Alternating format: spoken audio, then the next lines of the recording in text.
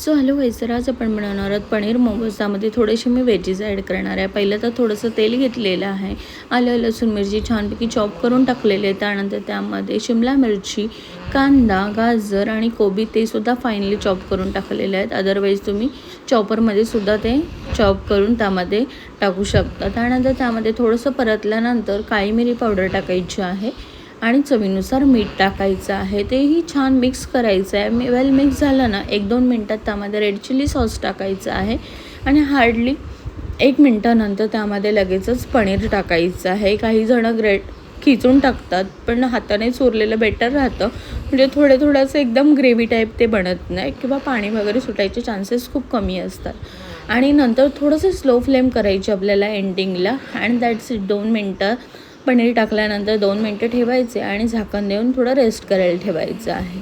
त्यानंतर आता आपल्याला डो बनवायचा आहे। त्यामध्ये मैदा घ्यायचा आहे आपल्याला आणि थोडंसं चवीनुसार मीठ घ्यायचं आहे आणि थोडं पाणी ॲड करून आता आपल्याला तो डो रेडी करायचा आहे। बघू शकता थोडंसं छानसं असं डो रेडी आहे। 10 मिनटं वगैरे रेस्ट करायला ठेवायचं आहे। त्यानंतर अशा काही तुम्हाला हव्यात तशा आता तुम्ही शेप देऊ शकता। मला जो प्रॉपर मोमो शेप असतो ना, तो देता येत नाही सिरियसली, पण मी आहे ना डम्पलिंग टाईप देते आणि मला ते बेस्ट वाटतं। मी पहिल्यापासून तसंच शेप देते।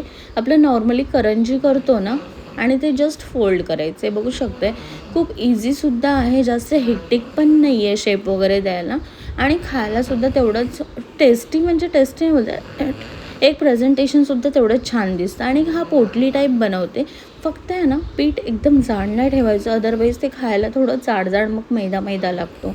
बघू शकता अशा प्रकारे मी काय वेगवेगळे शेप दिलेले आहेत। आणि मग पाणी बॉईल करत ठेवायचं आपल्याला, आणि एकदम उकळ आली पाहिजे तेव्हाच आपल्याला हे स्टीमला ठेवायचे आहेत। बघू शकता ह्याच्यात एक जाळी घ्यायची आहे, त्याला थोडंसं ऑइल ग्रीस करायचं आहे आणि मोमोज ठेवून 10 ते 12 मिनटं आपल्याला ते स्टीम करायचे आहेत। आणि तुम्ही बघूच शकता कलर वगैरे बेस्ट चेंज झाला। हे मध्ये आहे ते तुम्हाला दिसतं, अदरवाईज असं वाटेल कच्चं आहे, पण नाही, ते चीज आहे त्यामध्ये, त्यामुळे ते असं दिसतं, नाही तर तुम्हाला वाटायचं की कच्चं वगैरे आहे। सो 10 ते 12 मिनटं इनफ आहेत। त्यानंतर तुम्ही अशा प्रकारे ते सर्व करू शकता।